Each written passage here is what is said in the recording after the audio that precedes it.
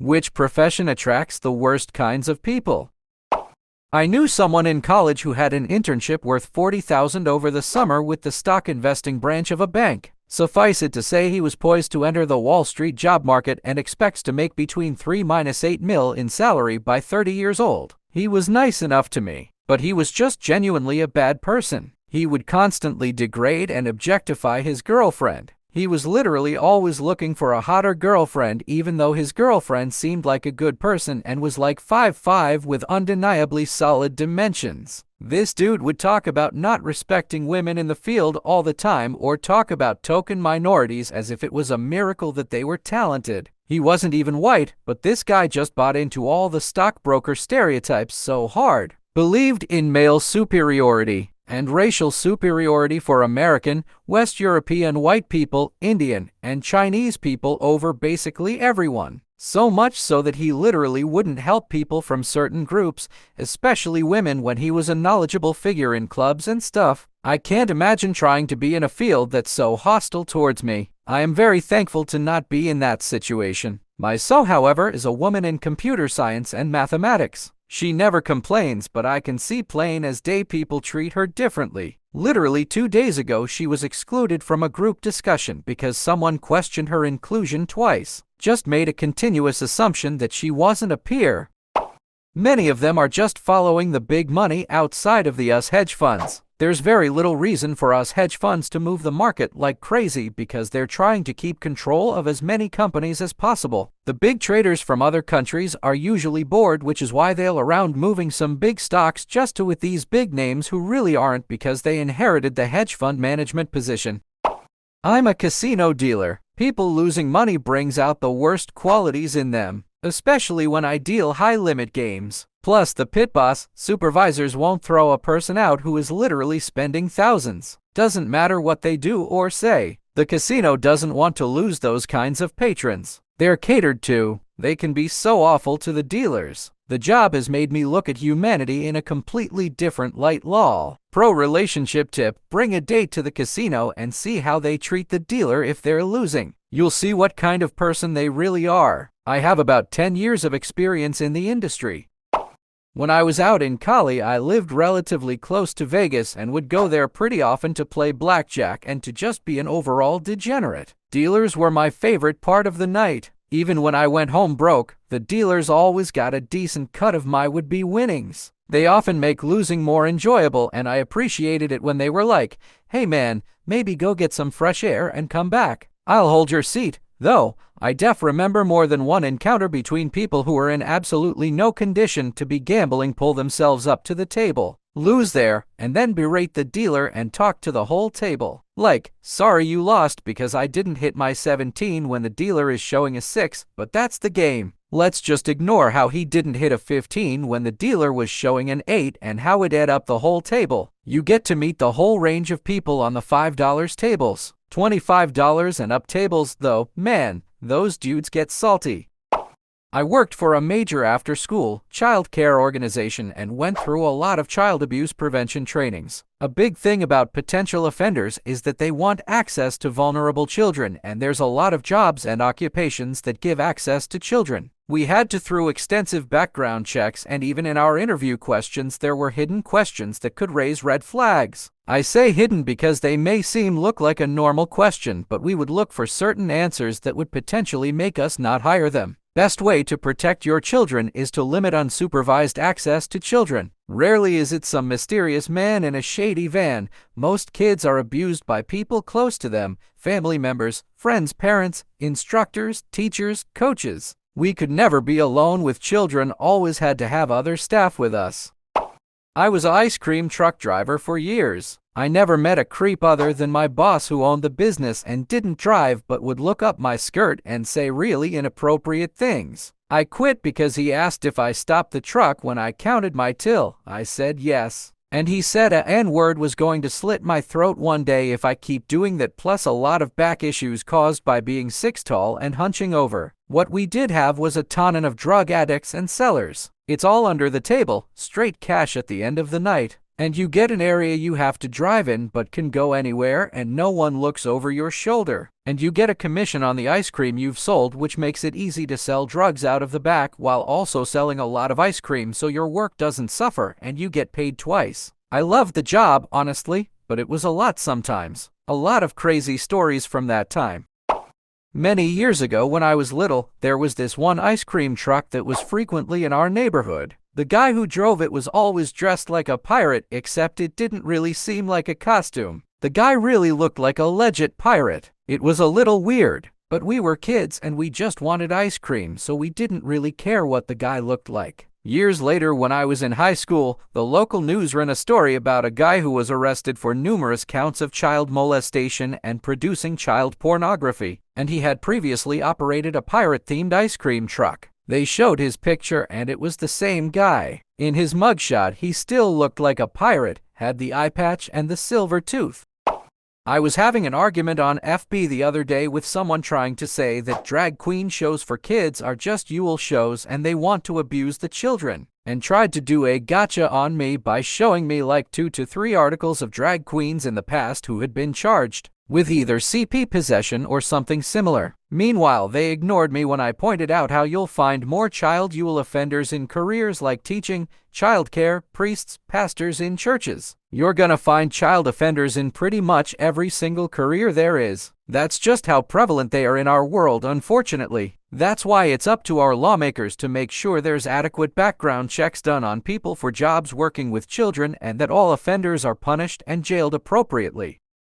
I work at an airport, and it was July a few years ago. I helped push a guy in a wheelchair who just wouldn't shut up. Most of the people I push talk to some extent, some don't, but almost everybody has breaks in between talking since we are total strangers and it's about a 10-minute ride. Well, this guy kept going on and on about how he's a Santa that visits kids. Then he asked if I had kids. I said, no, I just have a niece, and he gives me a business card and says, oh, it would make her so happy if you called me up, and I visit her. I can make Christmas magic year-round. I took his card, but the second he was out of my handling, I threw his card away and thought how creepy it was that he was just a fat guy with a white beard who was asking literal strangers to spend time with their kids for Christmas events in July. I didn't even tell my sister about it. I know she would just start freaking out, telling me I should have called the police. I mean, in theory, yes, it would be good if the police could do something to catch these kinds of people. But as it stood, all the information I had to go on was that he had a business card for Santa services. That in itself isn't illegal, and what are they going to do with that information? In the end, my niece never met the guy. She stayed safe and never had a problem. That's all I can do is just protect her from that guy by not even bringing it up. Still though, it was super creepy to me the whole time.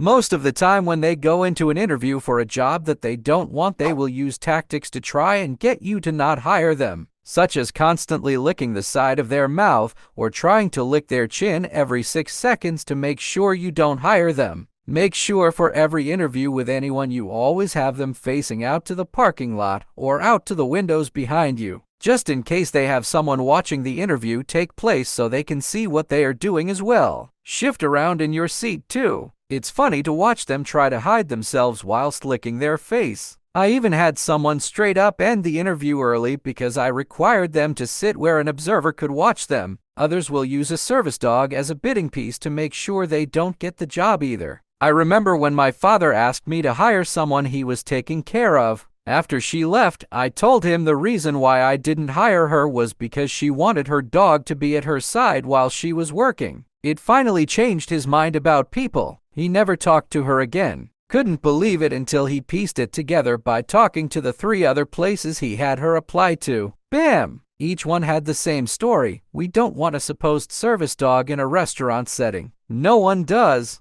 Don't care if it actually is a service dog or not. No pets. She was using that as a guarantee that she wouldn't get the job. And remember, this is the kicker. The supposed service animal was not trained to be one. She picked it up at a local rescue 2 days after she moved in with my dad. He went with her to pick one out. I worked for a long time within the org of MLM. The executives were some of the worst people I'd ever wish upon the world. They were abusive to their direct employees, fast to wholly exploit their secretaries, and extremely disingenuous to their third parties. Seriously, even if you're a business looking to B2B with an MLM, know that they have no ethics, and writing in ethics codes into contracts is a fool's game. I'm aware of the orgs of many members of the DSA, and none of them are worth doing business with. Every year I contracted for them, they'd send me emails telling me how I should vote in the next election. At one point, someone in upper management considered forcing employees to take pictures of their ballot to prove how they voted. It was utterly disgusting, and I will never, ever do business with an MLM or any other business that could benefit one. It's sick. I was part of the founding engineering team at a startup, and after raising we hired on a director of technology from Unique. I have only ever met one person who comes close to the level of trash that this guy was. His youngest kid of 8 total wanted a cat, and he said, quote, "I lock the cat out half the week. Kid 8 knows I'm not going to feed or clean up after it." This was in a part of the country that saw below zero temps for half the year. He's also brought up how half the animals his children wanted over the last 15 years survived, like it was some metric for successful parenting. The guy also hired his best friend from college to rebuild our platform, but officially the guy was just a consultant. 3 months later, he tore down our production instance and host service for 1.2 million users for a week. My manager was blamed, fired, and deported. After that, he hired on another friend from college who spent the first 3 months trying to get the married 29-year-old JRB Dev to go on dates with him. Pretty soon, she started working from home, and then the guy moved out of state and was eventually fired. His set included Age of Empires 2, as we routinely found out on morning stand-ups when he'd present his front-end changes. He also told me I was paid too much, even though it was industry average for my experience and utility, and just 4 weeks prior had prevented a $70,000 Firebase service charge. This ended up being kind of cathartic.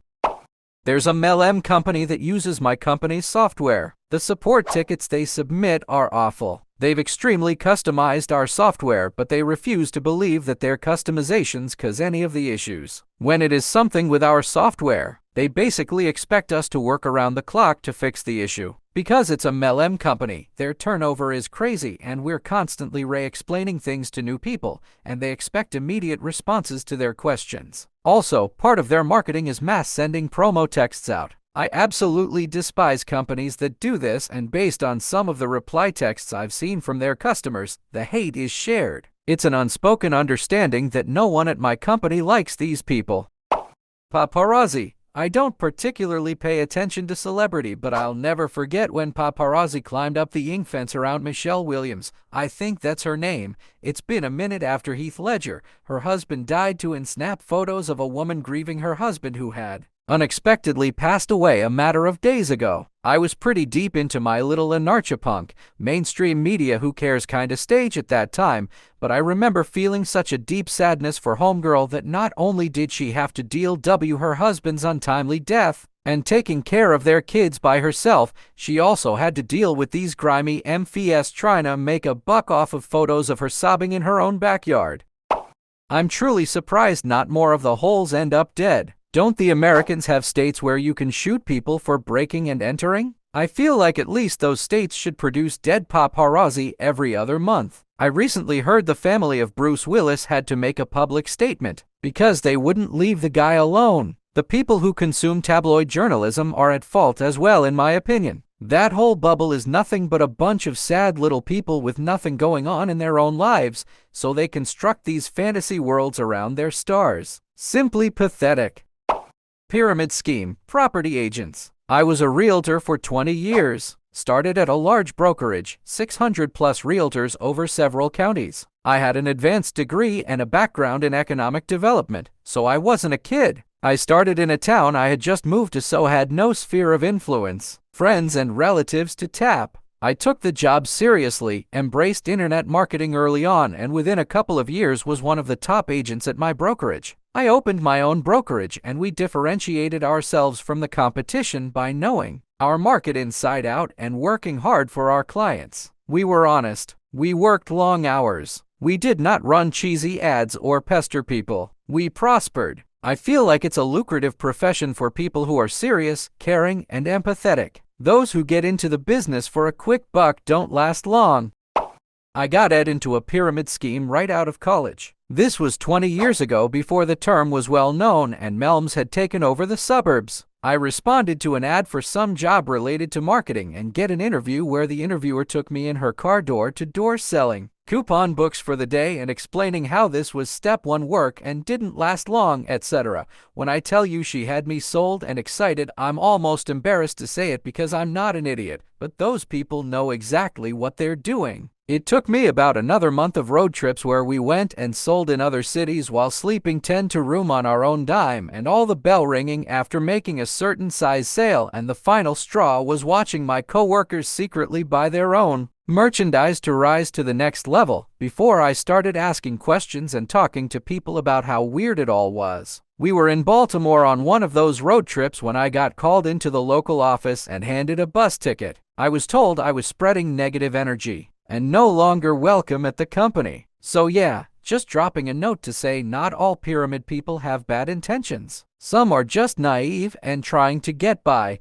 though it would be hard to still be as naive as I was with all the info available today. But hey, I got a good story out of it, and a free bus ride to Boston from Baltimore. It's definitely one of the more wild party stories to break out, become pretty much everything down to conventions where leaders stand in front of giant rooms and shake their Mercedes keys was true.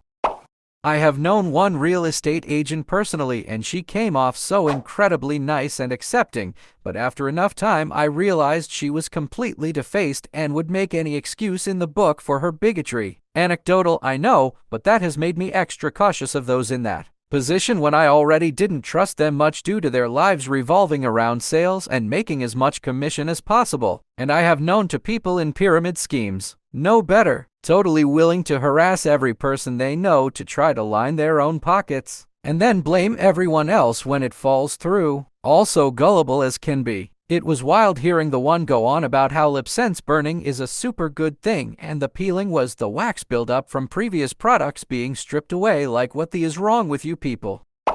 I thought I wanted to be an architect, but then I met a bunch of architects and architecture students and architecture professors, and they were pretty much all holes. It was weird. I mean, how could it be so consistent? But there ya have it. I used to teach in a program that often fed students into the world of architecture. Every semester I would orchestrate one charrette where I would bring in architects to critique student work. No matter how much coaching I did to both visiting architects and students, students would feel crushed by the feedback. There were almost always tears. I often hear back from students that it was the most impactful part of our work together. I've been practicing for about 10 years, and I think the reason is this. In school we are taught to idolize certain starchitects like Wright and Kahn, but they were objectively terrible people, and the kind of person who excels at gaining that kind of reputation as a charismatic creative tends to be borderline sociopathic. So there is a constant undercurrent of toxic hustle culture and the idea that you should ignore your family for the project. Doubly so if you happen to create a secret second family in the process.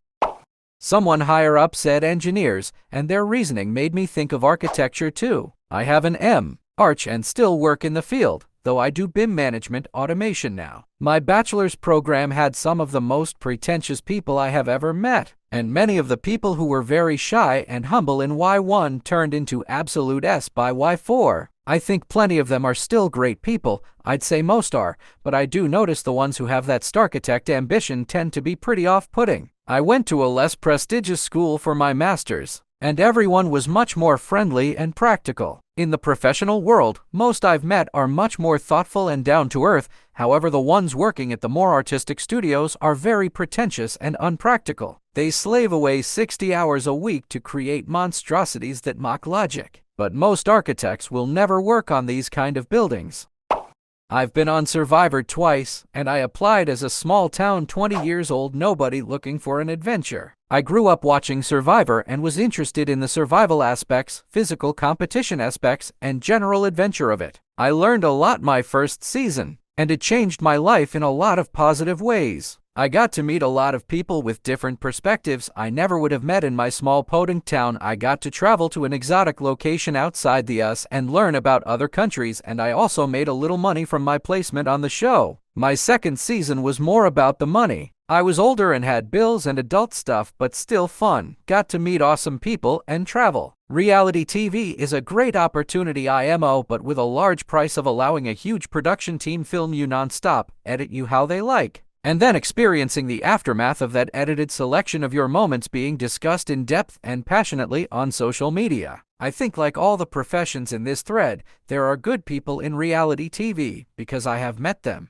There are absolutely total D-bags, but on Survivor at least they are easy to spot.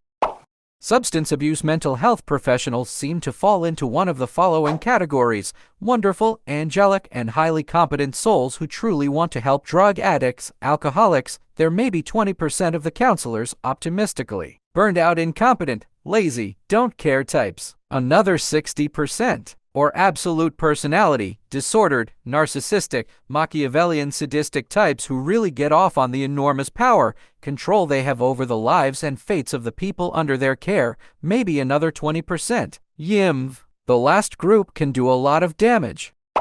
Elementary school front desk administrator. The trouble is the they see. My sweet as pie mother was one, and the number of non-custody parents who tried to check out a kid they had no right to take and would get violent or aggressive when she said, "I can't let you by law." Or the number of absolute psychos who would try to sneak their way into the school, or the number of parents who didn't come to pick up their kid for hours after school ended, and she had to decide between traumatizing the kid by calling the police or sitting there for hours after her shift ended to ensure the kid wasn't alone outside the office. Dude, the job is rough.